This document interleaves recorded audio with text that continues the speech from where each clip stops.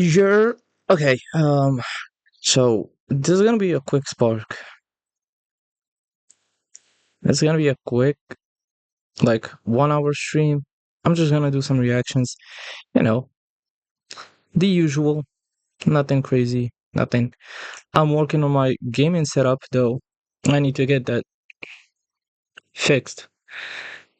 I need a new PC. You know what I mean? So yeah, I'm working on that to be able to, game and stream my favorite games.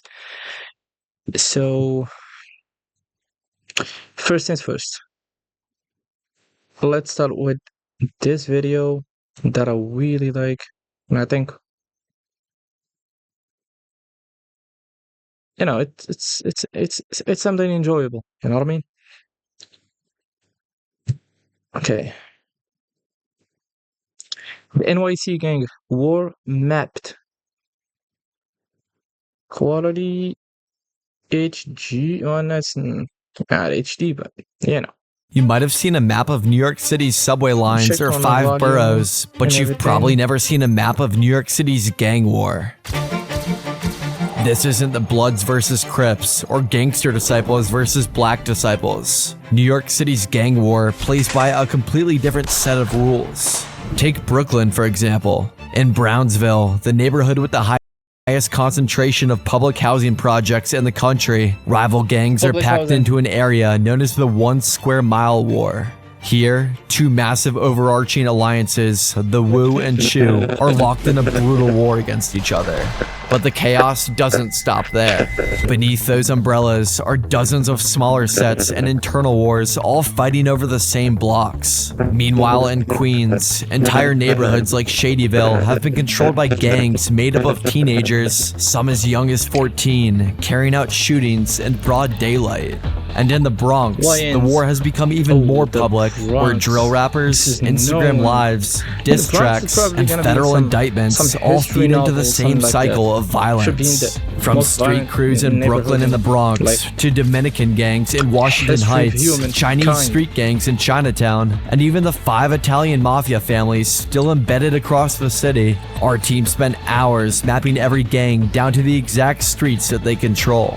This is the New York City gang war. Oh my mapped. god, this shit looks like GTA map. I swear to god. To understand one of the biggest rivalries in this war, we need to zoom into the 1 Square Mile War centered in the Brownsville neighborhood. As mentioned in the intro, Brownsville has the highest concentration of public housing projects in the country, and most of the gangs are based out of these projects. Most of the sets in this region are either under the Wu Alliance or the Chu Alliance. But these aren't single unified gangs with one leader calling every shot.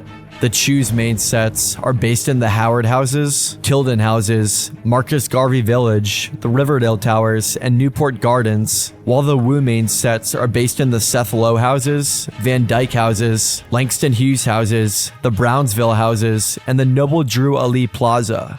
Chu members living in the Marcus Garvey Village and Tilden Houses means that by crossing one street, Dumont Avenue, they're entering into enemy territory.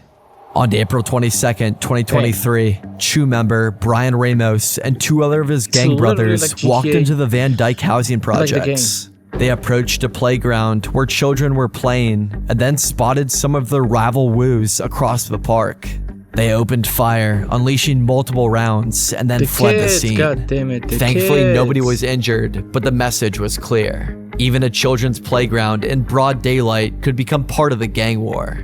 And then on August 1st, 2023, Wu member Deshaun Nimmons was walking with a group of his friends when they spotted a Chu member named Jeffrey Thomas inside a barbershop getting a haircut. This barbershop is called Champion Cuts and is in Wu territory at 557 Chester Street. Wu member Nimmons pulled a mask over his face, pulled out a gun, and fired into the barbershop, hoping to hit Jeffrey Thomas. Seconds later, Jeffrey emerged from the barbershop unhit and then returned fire at the group. No Wu members were hit, but a 69-year-old innocent bystander was struck in the torso as he was taking out the trash. This shows the violence extends outside just the housing projects, where innocent bystanders are often caught in the crossfire. This Wu versus Chu rivalry features some of the biggest names in rap, too. Pop Smoke and Bobby Shmurda were both part of sets in the Wu Alliance, where Pop Smoke even Papa titled one of his Smoke. albums Like Nina Meet said. the Wu. Although in Papa interviews, Smoke. Pop Smoke would be sure to show that he's a loyal 092 gang member, a smaller set within the Wu Alliance. I'm gonna ask you a question. I'm saying it ain't really hot or nothing like that, but yo, so like when niggas be saying woo, they talk about y'all niggas. Let's talk about the whole flow. Let me tell you something. I'm on our too. All that woo shit, listen, I'm on our too. You heard, like, On our fucking I'm from the bro. floors, you feel me? Oh, Where we nice. at right now? We in the O9s right now, like, we in the O9s. The old nines? While Pop Smoke was tragically killed in California, Bobby Shmurda's rise was cut short when he was sentenced to 7 years in prison. He was sentenced to prison for his role in GS9, a Brooklyn street gang connected to the larger Wu Alliance. In addition to Bobby's Every GS9 day, set, they come most up of with these a new housing name. complexes represent a different set of the Woos and Chews. For Every day there's example, a in new the Van gang. Dyke projects, the set is of the wild, Wu man. Alliance here are the Brothers Over Everything, or BOE gang. And then just across the Mother Gaston Boulevard in the Brownsville and Langston Hughes houses are the Only My Brothers, or OMB gang. As for the Chew Alliance in the region, the people in the Tilden houses are known as Jew, or Just on Her Own gang. The Chews in the Marcus Garvey village go by Hood Stars, and the Chews in the Riverdale homes go by Literally, Newport. they have just on With our all own these gang. different sets and A gang for projects in the themselves. 1 square mile war, even Wu and Chew alliances fall apart where different sets will turn on each other. Very recently, on April 15th, 2026, 36 Wu and Chew members were arrested in a 188-count indictment that connects them to dozens of shootings across Brownsville. You can see how young these gang members are, where all 36 arrested were between the ages of 16 to 27 years old. But the Woos and Chews aren't the only Hold on, ones hold on, hold running on. the streets of Brooklyn. To I need to 27 see this. So, okay, so 20, 17, 19, 23, 18, 18, 16, 18, 20, 25, 20, 18, 18, 19. So the oldest is 27. The youngest is what? 16? Yeah, the youngest is 16. The oldest is 27. So at 16, you start your journey, and at 28 you die, because no one else, there's no one here at 28, 29, 30, nothing, either locked up or dead. And this chart is an evidence. If you want to cut your life short, years old. But I the Woos mean, and Chews aren't the only ones matter of running the choices, streets of Brooklyn. South Brooklyn has its own gang war going on. Down near Sheepshead Bay, Brighton Beach, Coney Island, and Gravesend, Nobody's perfect, some of the but, most you know. dominant gangs are tied to the 59 Brims and Bloodhound Brims. Just These gangs are more spread out in the minimize 1 square mile the war, risk. but have also That's what I'm recently saying. found themselves in a massive indictment. These are just some of the alleged members of the 59 Brims Bloodhound Brims gang. 14 of them, including a 15-year-old, were charged with a 129-count indictment on murder and weapons 15-year-old. possession for violent crimes committed throughout the Sheepshead Bay and Coney Island neighborhoods in 2021 and 2022. After a failed attempt to target a rival, leaked text messages show that one member was frustrated when nobody was killed. A 59 Brims member, Antone, was asking about how it was a bad drill, and the others responded because nobody was hit. Other members were seen saying things like, "Somebody's supposed to be in critical condition, gangsta. It was 4 of y'all, and we just gotta hit our targets. That's it. That's all, baby." But Brooklyn is only one borough. Once you move north and east into Queens, the gang war starts to look much different. In Queens, most of the violence spreads across Jamaica, South Jamaica, and Queens Village, where teenagers have turned ordinary neighborhoods into a battleground. And speaking of a battleground, I saw that known as coming a mile away. Shadyville. If Shadyville it was became the Asian, home it would base for the snap for that in a Badco Ballout heartbeat. Gang. This is a larger alliance made up mainly of 55 neighborhood Crips and self-made Makbalas. The leader of the Badco Gang is a 21-year-old named Javon Adapoko. On the streets, though, he goes by Shady and is the leader of Shadyville. Dang. Shady would Shady. distribute loaded firearms out of his Queens Village home that's and would amazing. supply these to younger gang members, often just 14 or 15 years old. He would give these young teenagers permission to go after their rivals in the area. And this is actually a common practice across Queens. And they say the gang leader of the A-Train moving Crips was actually a 33-year-old man who started training teens as young as 14, training them how to pull the trigger and who to shoot. One of these young gang members, named Sean Chang, was nicknamed Broad Day for his success in carrying out shootings in broad daylight. But even Shady wasn't afraid to carry out the hits himself. Builders. It's not our job. 2022, class adjustment dismissed at North Queens Community High School. 18-year-old Mark Green was waiting for the bus outside the school on Main Street and 77th Avenue. Shady and another Bad Coat gang member traveled from Queens Village into rival territory looking for Mark Green. To the Bad Coat gang, this wasn't just about going after another rival. It was a message that even outside of Shadyville and even outside of a school in broad daylight, the rivals weren't safe.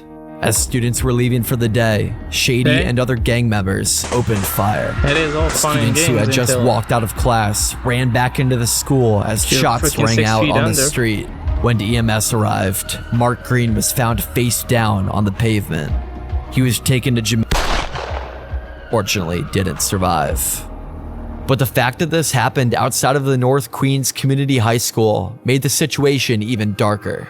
North Queens isn't a normal high school. It's a transfer school designed for students who are already behind or already struggling. The school's graduation rate is just 54%. Is that So what for they many call of the it, community high teenagers school? walking out of the building, school was supposed to be the thing that kept them away from the violence. But that afternoon, violence followed them right to the front door. But Queens is still Dang. mostly a block-by-block war shaped by Even not smaller safe in crews school? and neighborhood beef.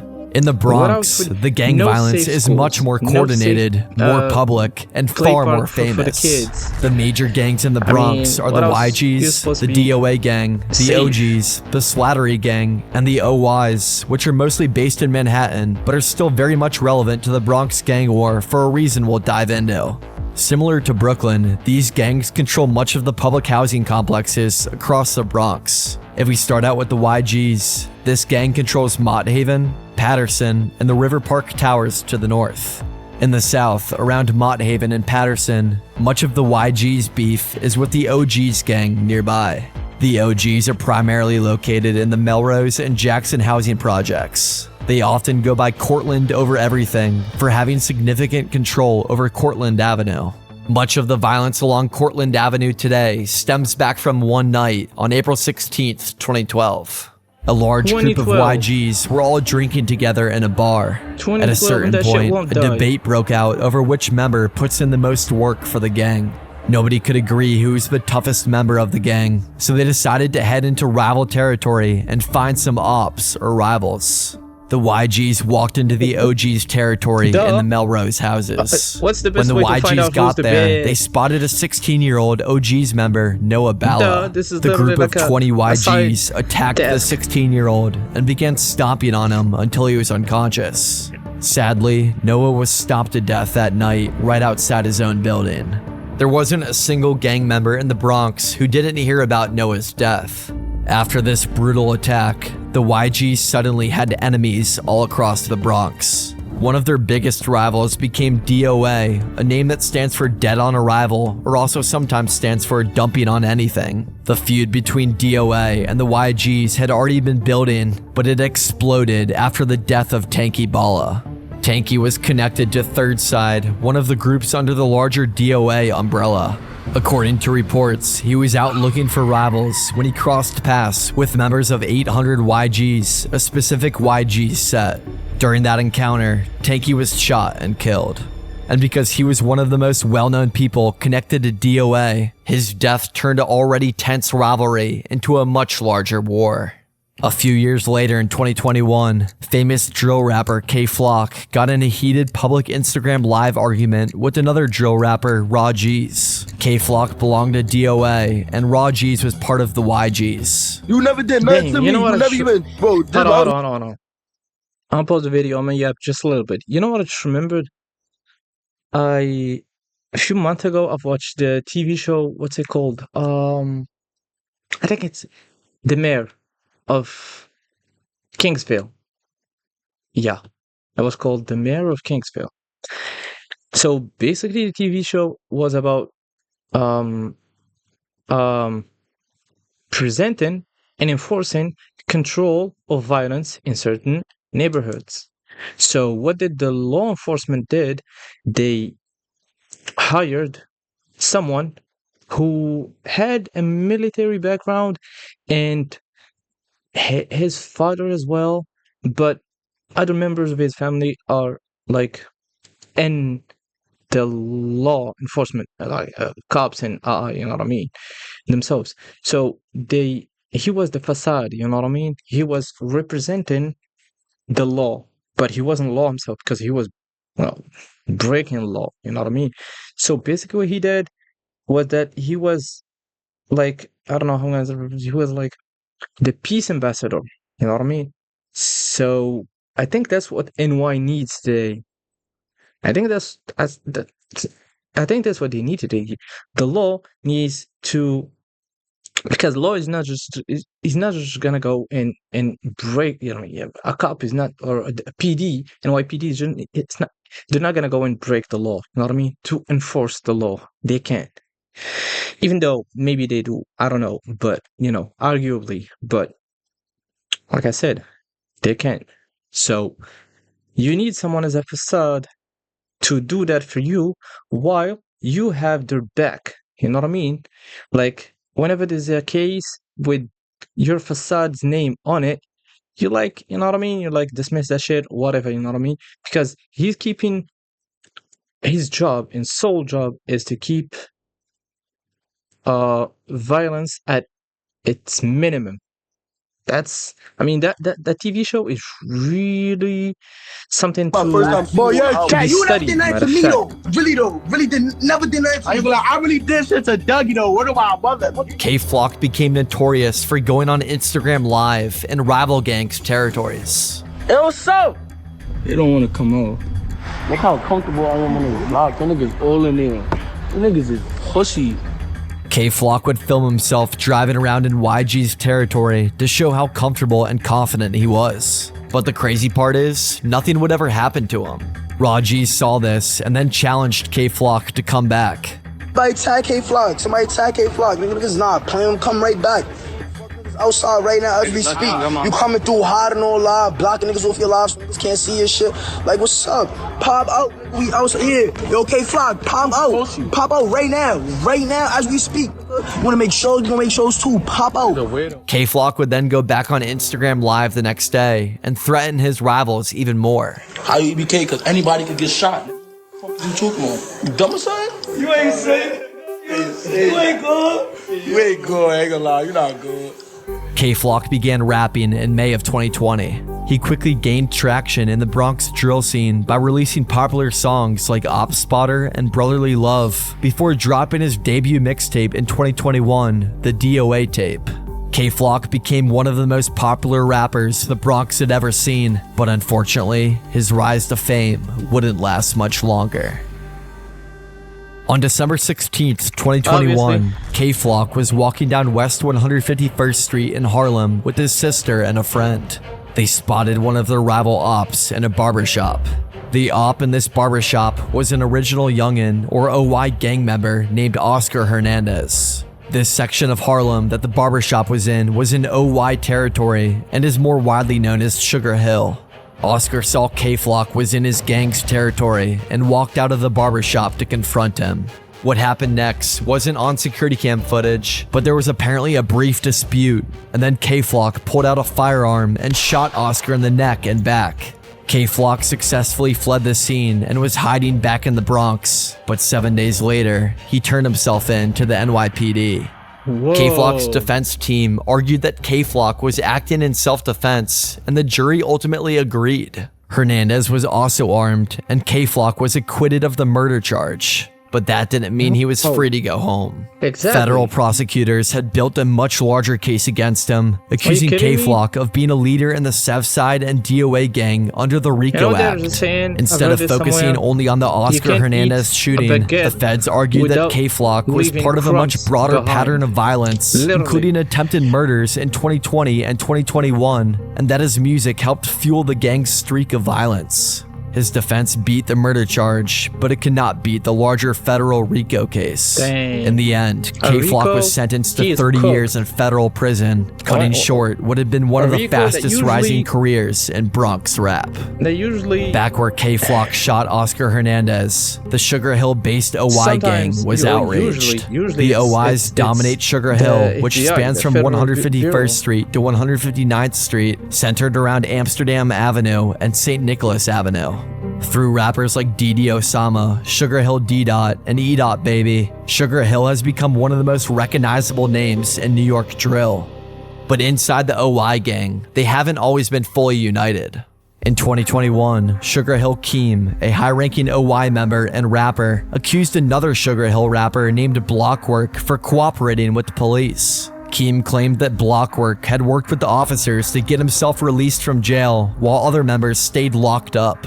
Almost immediately, major OY figures like DD Osama and Sugar Hill D-Dot sided with Keem.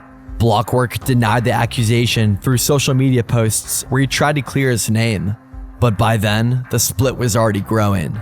Some parts of Sugar Hill became Team Keem, while other parts became Team Blockwork. OY members who supported Blockwork were harassed for standing with someone who others believed was a snitch. Eventually, Blockwork broke away from OY. All this is done. What he's saying right now, all this is done through the internet, through social media.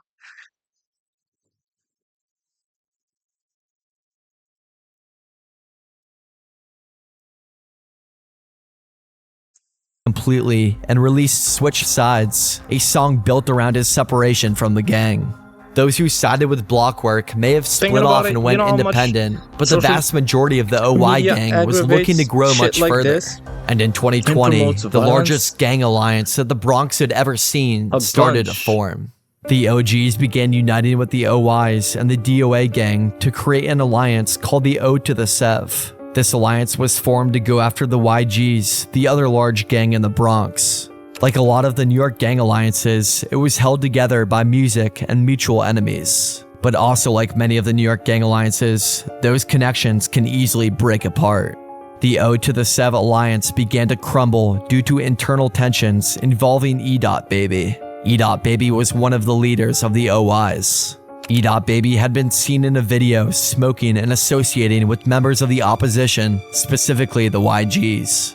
K-Flock and the DOA gang took this as a major sign of disrespect and demanded that the OGs side with them and denounce E-Dot Baby. E-Dot Baby went to Instagram and posted that he never smoked with an op. The OGs believed E-Dot Baby and didn't want to split from the OIs, so the DOA gang left, leaving the OGs and the OIs in an alliance. This was a Manhattan and Bronx alliance that became the primary rival to K-Flock's DOA gang. The alliance was made even stronger after the tragic death of the OY member Nadia Osama. Nadia Osama was killed in July 2022 after a confrontation with a 15-year-old rival spilled into the 137th Street subway station in Harlem. Nadia and another person chased the rival gang member onto the platform. Nadia hit the rival in the head with a broomstick. The rival team then pulled out a knife and struck Nadia once in the abdomen. Nadia later died in the hospital. A 15-year-old boy has been charged with killing another teen on a subway platform yesterday. Nadia's death was mocked by rival gang members in a dance called the Naughty Bop. Teens would even get their unknowing teachers to participate in the dance. Naughty Bop, punch him Like, come here, gotta do it like this. The OGs rallied behind the OYs during the Naughty Bop era. But although the OGs and the OYs attempted to maintain their secondary alliance, the pressure of high-profile deaths, musical egos, and even some RICO indictments eventually shattered the alliance. Today, the OGs have retreated to their Cortlandt Avenue strongholds.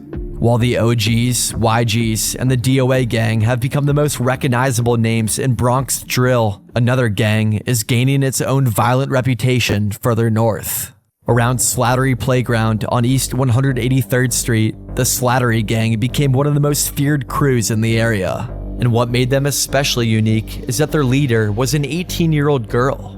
Nay Benz, a drill rapper from the 183rd Street area, stepped up as the shot caller for the Slattery gang. Nay Benz, police say you're a trigger puller. Police say you're a trigger puller. Is that true? What? Police say you're a trigger puller. Is that?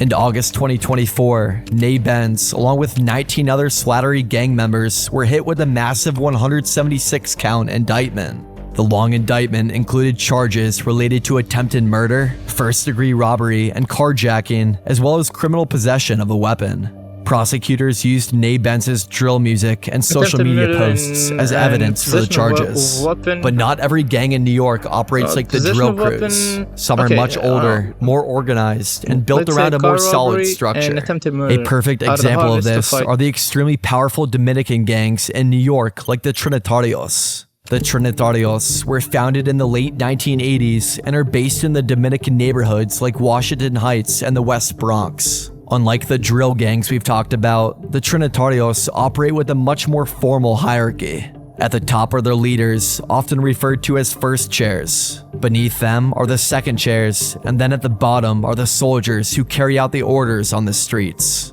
This structure makes the gang harder to crack because taking down one local crew doesn't necessarily destroy the larger network behind it. But like the drill gangs, the Trinitarios are also divided into many different sets that don't always get along with each other. One of the most famous examples of this exploded in 2018 in the Belmont section of the Bronx. That night, 15-year-old Lisandro Jr. Guzman Feliz was being chased through the streets by members of the Los Sordas set of the Trinitarios. They believed Jr. was connected to a rival set, but they actually had the wrong person. Jr. wasn't part of any gang at all. Jr. ran into a bodega near East 183rd Street and Bathgate Avenue trying to escape.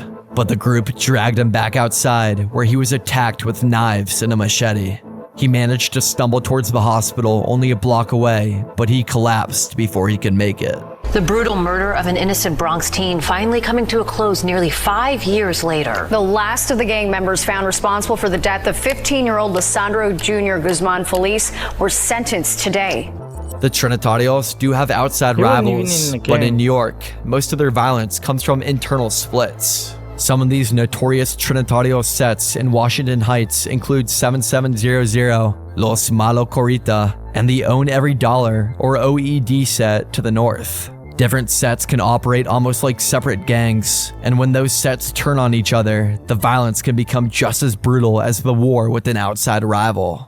But even mapping the drill gangs across Brooklyn, Queens, the Bronx, and Manhattan, as well as the Trinitarios, there's still one criminal network in New York that sits in a category of its own. That criminal network is the New York City Mafia. To understand how the 5 Italian mafia families still operate today, watch my full breakdown on Inside the New York City Mafia in 2026. Hold on. First, I'm gonna give you a like. This was a good video. What did you just bring? The NY mobsters? You're gonna go back to the